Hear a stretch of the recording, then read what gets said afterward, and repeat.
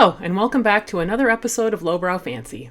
This week we'll be making a Dacquoise layer cake. Traditionally, Dacquoise is made with nuts, chocolate, and sometimes fruit, but this one will be inspired by Piña Coladas because I like Piña Coladas. Dacquoise is a traditional French dessert that's kind of like a macaron and a sponge cake had a baby and then slathered it with buttercream and other delicious fillings until it soaked it all up and got perfectly chewy and yet somehow still crunchy. And before I take this already super weird metaphor too far, I should probably just get started with the recipe. First, let's tackle the pineapple flowers. They take a few hours to dry out in the oven, and they can be stored for several days, so they're the perfect thing to make in advance. Preheat your oven to 200 degrees Fahrenheit before carefully peeling a fresh pineapple, then using a veggie peeler to pick out all the little dots, both because they're not very nice to eat, and that will help give the flowers a nice frayed look.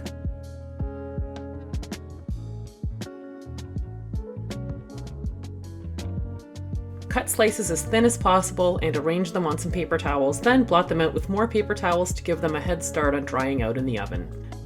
These are going into the oven for about 2 hours until they start to thin and dry out, then put each one into the cup of a muffin tray to give them more of a flower-like shape. Put them back in the oven for another hour or two until they're a little bit darker and dried out enough to hold their shape, then leave them to finish drying out at room temperature. Next, let's take care of the pineapple curd, starting by straining out 2 14-ounce cans of pineapple chunks into a small saucepan. Set the pineapple chunks aside for later. We're just using the juice for now.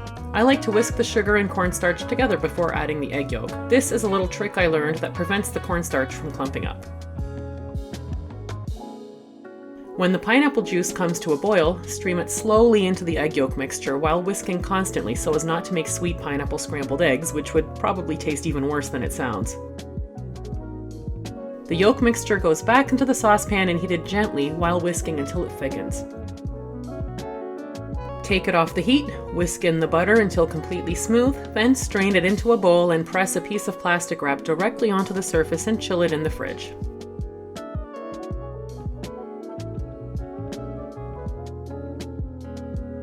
I want this cake to have a lot of pineapple flavor, so let's take the pineapple chunks we set aside a moment ago and caramelize them in a saucepan with some brown sugar until they're nice and golden and smell absolutely delicious. Once they've cooled down to room temperature, fold them into the pineapple curd. Moving on to the other filling, a coconut rum mousseline. Mousseline is basically a buttercream frosting that's made with a base of pastry cream.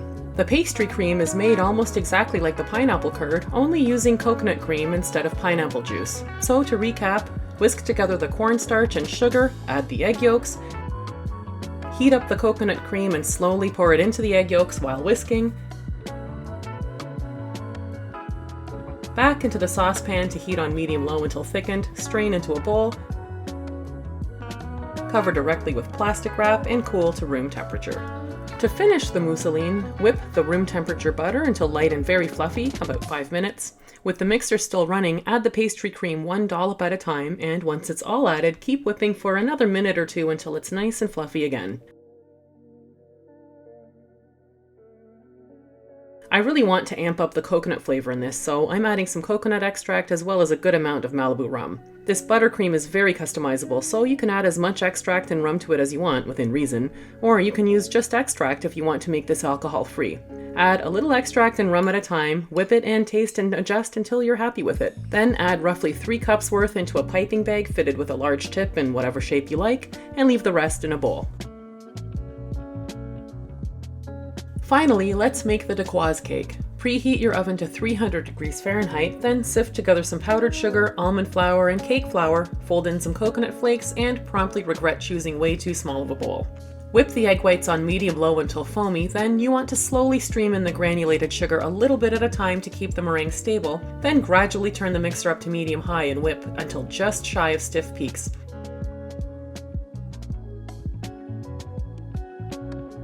You want it to be thick and glossy, but still a little bit flexible. Add about half of the dry ingredients and gently fold to incorporate, being careful not to knock too much air out of the meringue. I like to cut my spatula through the middle of the bowl and then swoop it around the side and bottom of the bowl and across the top, then rotate the bowl and repeat.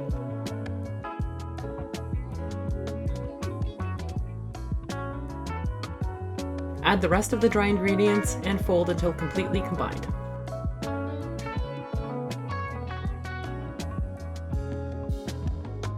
Traditionally, Dacquoise cake layers get piped into a circle or whatever size and shape is needed for the cake, but I like spreading the batter into a half-sheet pan lined with parchment and then cutting layers out of it after it's baked. Bake at 300 degrees Fahrenheit for about 45 to 55 minutes. When it's done, it should be lightly golden on top and spring back when you poke it. Leave it to cool in the pan for about 10 minutes, then run a knife around the edges, invert it onto a cutting board, and peel away the parchment paper. I used an 8-inch cake board to cut out 2 full circles and 2 half circles.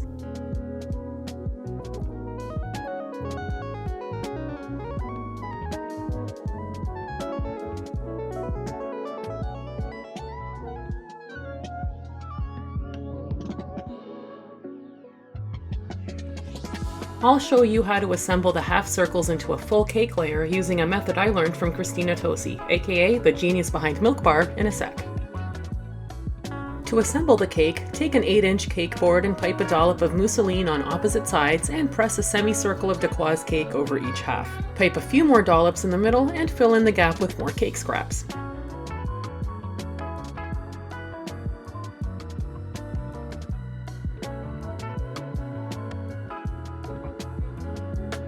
Add 4 standard cookie scoops of mousseline onto the cake and spread it out.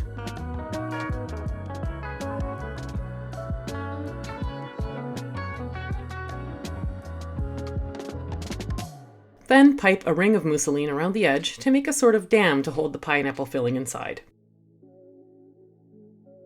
Speaking of which, spoon about half of the pineapple filling into the middle and smooth it out before topping with another 4 scoops of mousseline.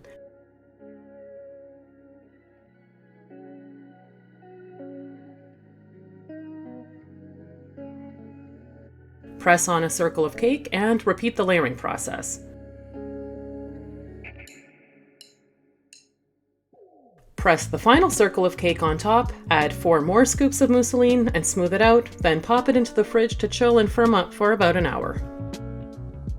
Now take the rest of the mousseline and do your best to frost the outside of the cake evenly, filling up any gaps and touching up some rough spots on the top before remembering that frosting cakes isn't really your forte and just making some concentric rings on the top and side to hide your cake decorating shame and make it look like you know what you're doing.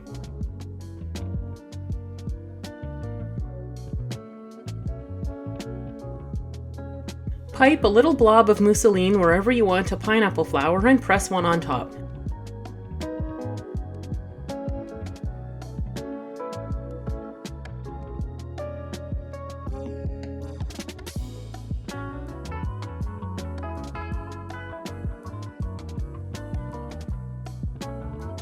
I just happen to have some pineapple buttercream left over from another project, as one does, so I'm just piping some in the middle of a few of the flowers and sprinkling on some gold sprinkles.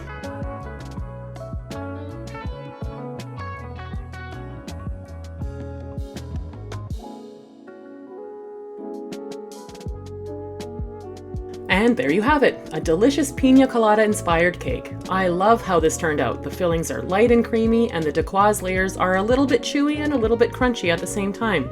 If you love tropical fruit desserts as much as I do, you should check out my recipe for mini tropical fruit pavlovas and this one for tropical fruit Danish. Thank you for watching.